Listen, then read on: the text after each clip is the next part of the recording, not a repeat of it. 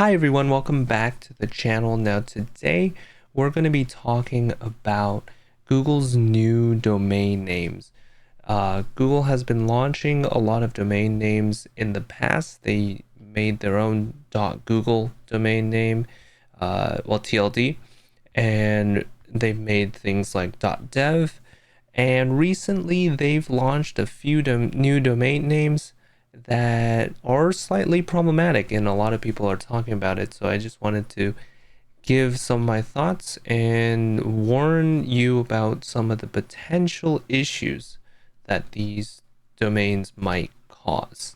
So yeah, let's jump into it. So first, here's the announcement from Google, basically saying that they've launched 8 new TLDs. And what TLDs stand for is top level domain. And what that means is it's basically the part after your domain name. So let's say my domain name is Google.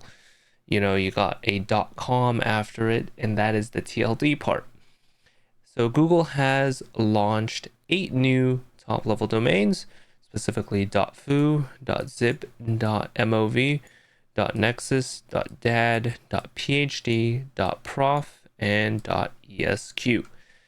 Now, these are all pretty interesting domain names, but the two that we're going to be talking about today specifically is .zip and .mov.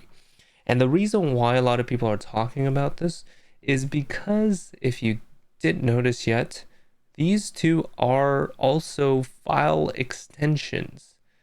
And what that means is you can run, there are files on your computer probably right now that are .zip and .mov.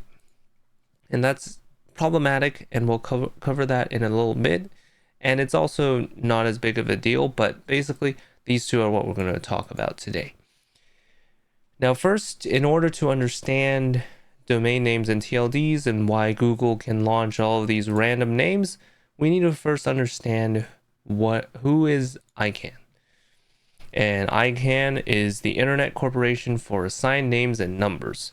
And they basically run the internet. And what I mean by that is they are in charge of maintaining the whole internet. I think there's like the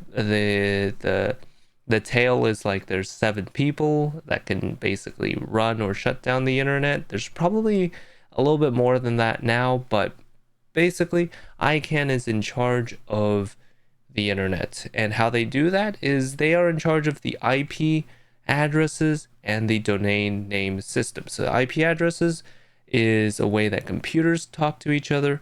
So it's kind of like your home address. There's IPv4 and v6. You've probably seen them before. Something like 192.168.0.1 is an IP address, and every single computer on the internet has an IP address. They also are in charge of the domain name system, the DNS, and that basically just resolves domain names like google.com or this website dynadot.com, and it resolves it to an IP address. And basically it says, hey, if I'm going to google.com, tell me what the IP address for google.com is, and then I will go talk to that server to get the web page. The reason why we have the domain name system is so you don't have to remember a string of 4 numbers, or even in case of IPv6, it's like 6. There's a lot of things to remember, and you're not going to remember that. So that's why we use domain names. And basically, ICANN gives out the licenses to people to sell domain names, and they are also in charge of making new TLDs, or the domain names. And just a quick overview, what a TLD is basically everything that follows the final dot of a domain name, sort of like the .coms, .orgs, .uk, .edu, things like that. And there's a lot of ones that are supposed to be used for different purposes, like .com is for commercial businesses, .gov is for government, .edu is supposed to be for higher education. Some of them they do do identity verification like .edu. You have to be like a university to get those. But things like .com and .org, I think there's like slight verifications, but like they really don't care. Like you can make your own .org. And so honestly, there's a lot of these TLDs, and here's the list that's currently maintained by ICANN, which is the official list, and there's a lot. And you could see there are things like the ones that .co, .com, things like George and Google is the thing, .gov. There's a lot of these, a whole list, and it's not surprising that they're making more. And you can basically buy a domain name from every single one of these lists. Now, how did Google make more TLDs? As I said, ICANN basically runs the internet. How do you make your own TLD? And the answer is you ask ICANN. And you tell ICANN, hey, I want to make this new TLD. Can I do it? And it costs you about $185,000 just for the application fee. So you basically just submit the application and the fee to ICANN, and they will approve or deny your requests. And it's not very cheap to do these, and that's why when people sell their domain names, they charge a lot. They're basically trying to recuperate that $185,000 to ICANN, and of course make some more money. But yeah, basically that's how you make your own domain names. So basically Google launched these 8 TLDs, and they paid ICANN $180,000 per every single one of these, and ICANN approved it. And that's what's baffling to me, because not only did Google specifically, think it was a good idea to submit .zip and .mov, not only did they want to pay $185,000 or perhaps even more to ICANN for each one of these, ICANN also approved it. And they're supposed to be the ones that supposedly are supposed to run the internet, and you would think that approving .zip and .mov, two very, very common file extensions for the domain name system, is kind of confusing, can lead to confusion. And that's basically the number one thing that a lot of people talk about is scams. Scams can use these domains, .zip and .mov, and scams are pretty serious. Internet scams, people lose, specifically Americans, lose $10.3 billion to internet scams in just 2022. And it's probably going to be higher this year. There are things like phishing attacks, ransomware, also all of these like, hey, I need money right now, send me some. There's a lot of different types of internet scams, and I can only imagine that .zip and .mov could possibly add to that, specifically with regards to ransomware. So the idea is you might go to some website .zip, and it would actually download a virus, and you would open it because you thought you went to a .zip and you downloaded it from a website, and then all of a sudden that's the malware. And that's not just something that people make up, it's actually proven. .zip domains, there is a way to fake it and make it into a website. So specifically how they do it is they are tricking Chrome. And there's 2 ways that Chrome resolves a URL. And specifically URLs, there's this thing called the @ So normally you probably enter something like HTTPS, google.com, and you skip this @ portion. And what this @ portion basically does is the user info. This is the authentication. So a lot of people who've used things like Git or MongoDB, you would usually put your username and password @ and the domain name, and that would authenticate you into that website. And so we're basically going to be using the same idea and exploit Chrome into going to that domain. So basically anything before that @ it will be parsed as a username password. And what this person has done is basically registered this v1271.zip. And if you type your domain name this way, it looks very similar to the real one. It would actually go to that v1271.zip. And I can prove that right now. I'm not going to click this. I mean, there's no virus on this one specifically because it's meant to prove a security thing. But yeah, let's just go to like, let's say google.com, and then we put like @bing.com. Oh, sorry. I need to specifically go to google.com @bing.com. And there you go. We go to bing.com instead of google.com, and slightly of an issue, and that would happen with the @v1271.zip and things like that. So what would I recommend you to do? Well, just be careful whenever you're clicking on something .zip. Make sure you're going to the legitimate websites, and if you're really scared, you can always download uBlock Origin and block a top-level domain, and you do that by putting this in your filters and something like the two pipes and zip or MOV and the caret. So this is how you block your top-level domains if you're really scared, or you can just be sort of more careful about that. And on a tangent, some people say that this isn't really a big problem, and honestly, it's just gonna trick some people into downloading files from wrong sources. But in general, it's not gonna increase things like phishing, because phishing, you're not gonna go to a .zip domain where you expect to download a file and type your email and password into a form. That would be kind of dumb. But it would probably make a lot more people download fake files, and that's just something to be aware of.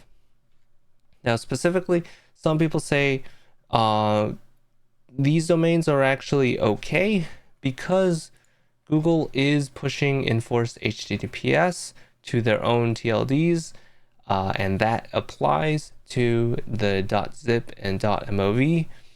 And basically everybody has to get a secure certificate. And I just wanted to take this time to quickly talk a little bit about secure certificates and what they do.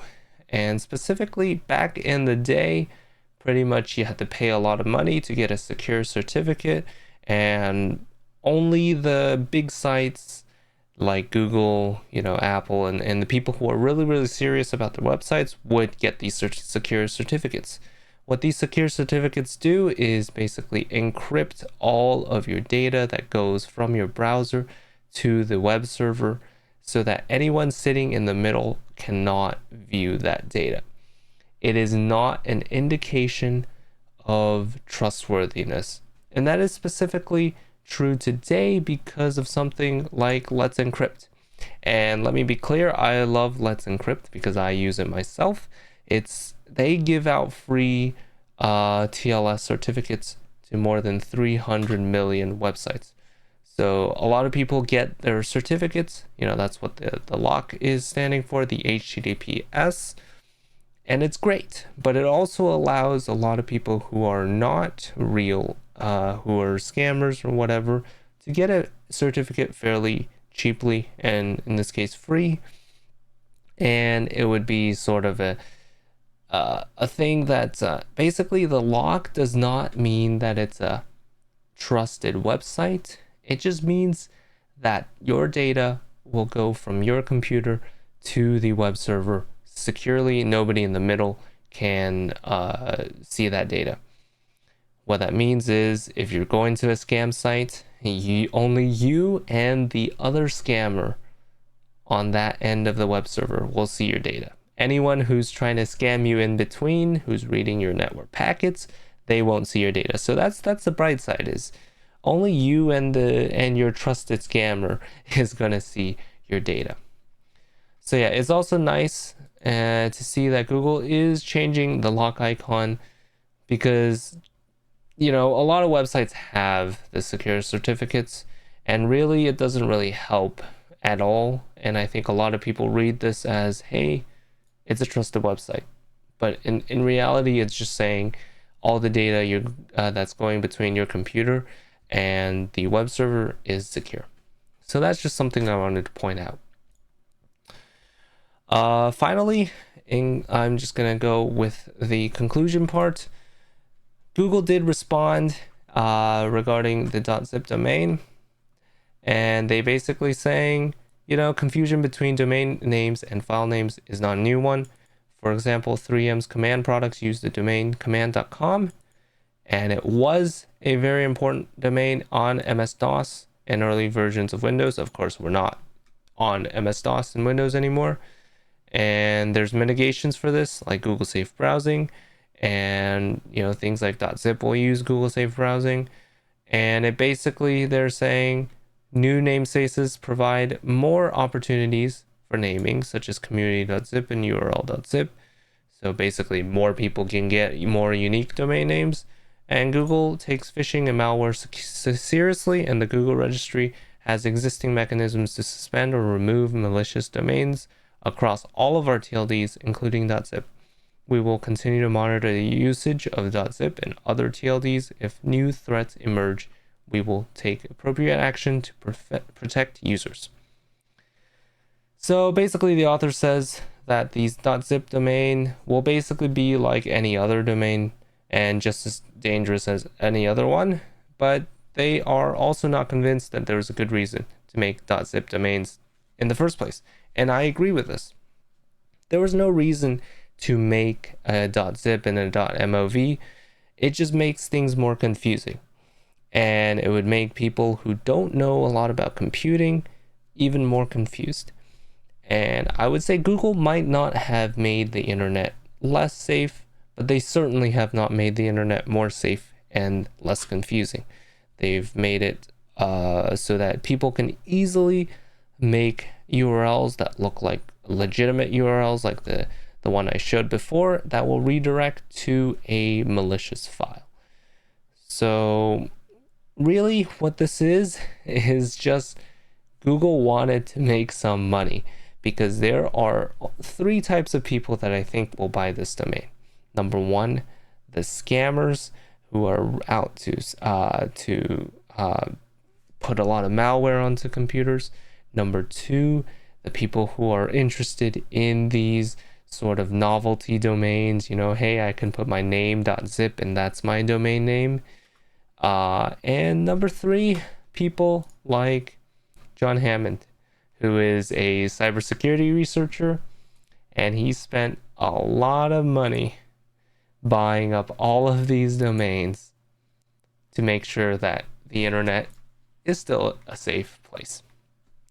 So yeah, basically Google's just making a quick buck on something that is pretty funny, and genuinely I think it's not a smart move in terms of making the internet safe and making a good TLD, but it is a smart business move, because they probably made more than 180,000 by now in terms of domain registrations, and that's just what they are. They're a business and they're trying to make money. So yeah, basically in conclusion, always check the domains that you go to. Always double check the files that you've downloaded it from. Go ahead and block any .zip and .mov URLs if you're very scared. But basically, yeah, there's nothing to be explicitly scared of, because scammers will always scam, but just be careful on the web. Always double check where you're going. And if you're interested in giving Google some money to give back to their $180,000 fund, go ahead and register your own .zip or .mov and confuse other people. But in any case, I hope you learned something today. If you like the video, make sure to like it, subscribe to see more videos like these, and I will talk. Let me know if you have any comments, thoughts on this in the comments below, and I will talk to you later. Bye bye.